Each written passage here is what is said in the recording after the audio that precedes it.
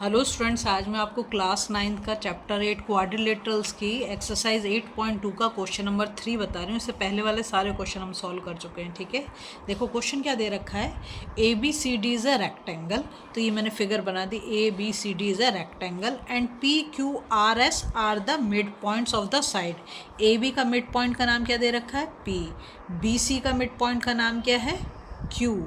और C D का mid point का नाम क्या है, आर। और डी ए का मिड पॉइंट क्या है, एस। ठीक है, ये मिड पॉइंट को मैंने ज्वाइन कर दिया है। ठीक, और हमसे क्या कह रहा है, ये तो हमने कर दिया रेस्पेक्टिवली शो दैट द, तो ये पी क्यू आर एस जो है इसे हमें रोम्बस प्रूव करना है। ठीक है, बाहर वाली जो फिगर है ए बी सी डी जो रेड कलर से बने वो रेक्टेंगल दे रखा है। इसके मिड पॉइंट करके जो हमें फिगर बनाई है वो पी क्यू आर एस, उसे रोम्बस प्रूव करना है। तो सबसे पहला काम क्या करेंगे, हम जो इसमें गिवन है वो लिख देंगे। तो गिवन में हमें क्या दे रखा है, उसने A B C D is a rectangle. ठीक है, यही दे रखा है ना, A B C D is a rectangle. और क्या दे रखा है, P Q R and S are mid points. किसके, mid points of sides A B B C D and D A respectively. ठीक है, ये हमने लिख दिया जो गिवन में है। उसके बाद हमें टू प्रूव, तो हमें प्रूव क्या करना है, हमें प्रूव करना है कि पी क्यू आर एस क्या है, एक रोम्बस है। तो हम लिख देंगे P Q R S is a rhombus. ये हमें प्रूव करना है। ठीक है, अब देखो इसमें हमें एक कंस्ट्रक्शन करना पड़ेगा, क्योंकि डायगोनल तो उसने कहीं पर भी दे नहीं रखा। तो कंस्ट्रक्शन हमें क्या करना पड़ेगा, कंस्ट्रक्शन हमें करना पड़ेगा जॉइन ए सी। तो ये हमें डायगोनल मिल जाएगा ए सी को ज्वाइन करके। ठीक है, अब देखो हम क्या करेंगे, इसमें हम दो ट्राइंगल लेंगे सबसे पहले। तो पहले मैं ऊपर वाले ट्राइंगल को ले रही हूँ, मैं आपको दिखा देती हूँ कौन सा मैं ले रही हूँ। ये ए डी सी, ये वाला ट्राइंगल, ये ऊपर वाला ए डी सी, ये ट्राइंगल मैं ले रही हूँ। ठीक है, तो यहाँ पे हम लिख देंगे इन ट्राइंगल ए डी सी। ठीक है, ए डी सी में जो है हमें दे रखा है उसने S is the mid point, ये वाला, ये एस। ठीक है, लिख देंगे S is the mid point of A D, है ना। और यहाँ पर क्या है, सी डी में क्या है, आर। तो यहाँ पे लिख देंगे R is the mid point of C D. ठीक है, ये ए डी का मिड पॉइंट और ये उसका। अब देखो जब हम मिड पॉइंट को ज्वाइन कर रहे हैं तो हमें एस आर मिल रहा है, और ये एक साइड है। तो हम कहते हैं अगर दो साइड के मिड पॉइंट को ज्वाइन करें तो तीसरी साइड के पैरेलल होता है। ये हमारी मिड पॉइंट थ्योरम बताती है हमें। तो यहाँ पे हम लिख देंगे एस आर, थोड़ा दूर हो गया, चलो पास लिखते हैं, एस आर पैरेलल टू, ये रहा S R parallel to A सी। ठीक है, क्योंकि इस पॉइंट का ए डी का मिड पॉइंट एस और सी डी का मिड पॉइंट आर, इन दोनों को ज्वाइन करके एस आर मिला। और ये थर्ड साइड इस ट्राइंगल की ए सी, तो S R parallel to A C. और क्या होगा, S R equals to half A C. ये भी हमें पता है ना, किससे, मिड पॉइंट थ्योरम से। तो यहाँ पे हम लिख देंगे मिड पॉइंट थ्योरम। ठीक है, और ये हमारी हो गई इक्वेशन 1।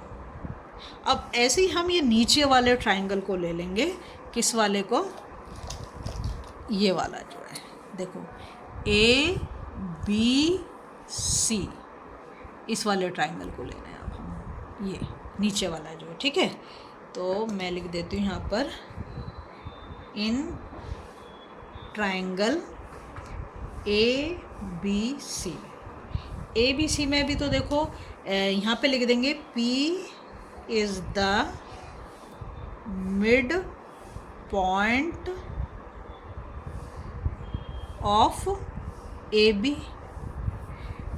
और इधर क्या है, ये Q, यहाँ पे लिखें Q is the mid point of BC, ठीक है। तो अब इससे वही मिड पॉइंट थ्योरम लगा के हम कर देंगे क्या, PQ, यहाँ पे लिखेंगे PQ पैरेलल टू AC, और क्या लिख देंगे PQ equals to half AC, ठीक है। ये भी हाफ AC के इक्वल हो गया। ये हमारी सेकंड हो गई। और किससे निकाला, ये भी हमने मिड पॉइंट थ्योरम से। किससे निकाला है, मिड पॉइंट थ्योरम से निकाला है, ठीक है।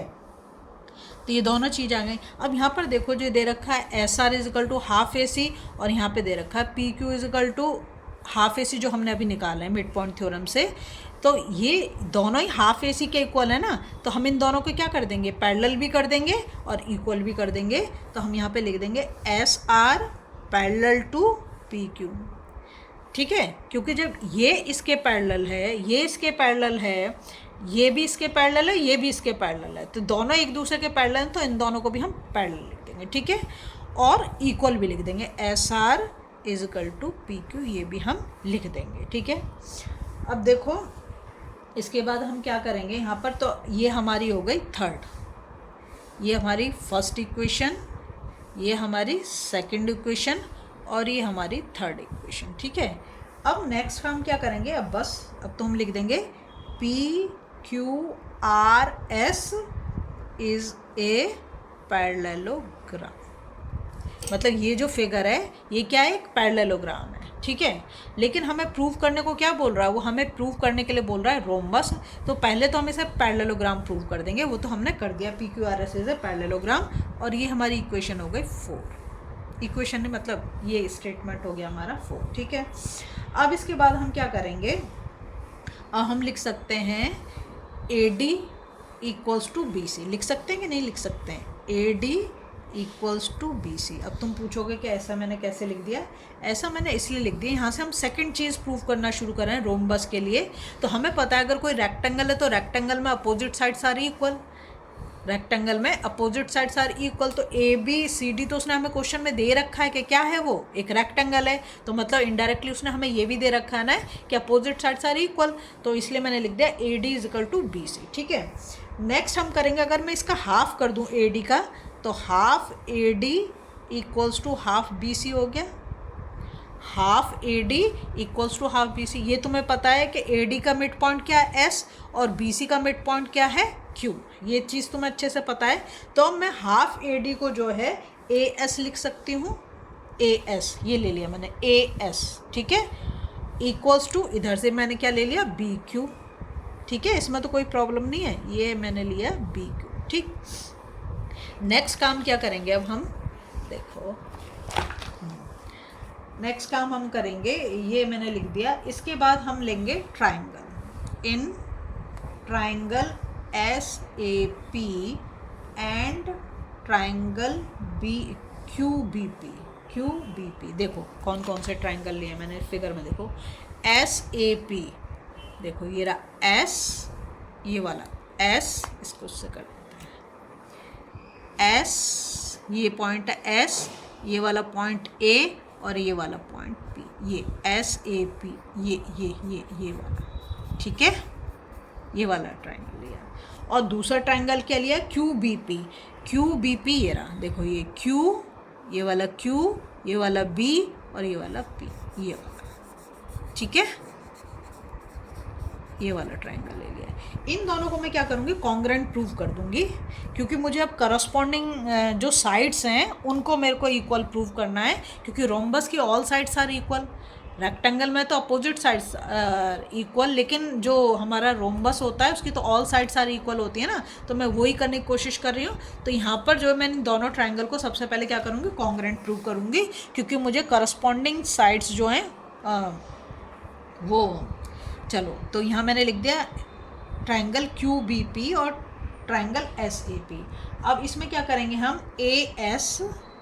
AS is equal to BQ। अब तुम कहोगे AS इजिकल टू BQ कहाँ से लेके आए, ये रहा, देखो यहाँ पे मैंने प्रूव कर रखा है ऊपर, AD इजिकल टू BC, क्यों, क्योंकि अपोजिट साइड्स आर इक्वल।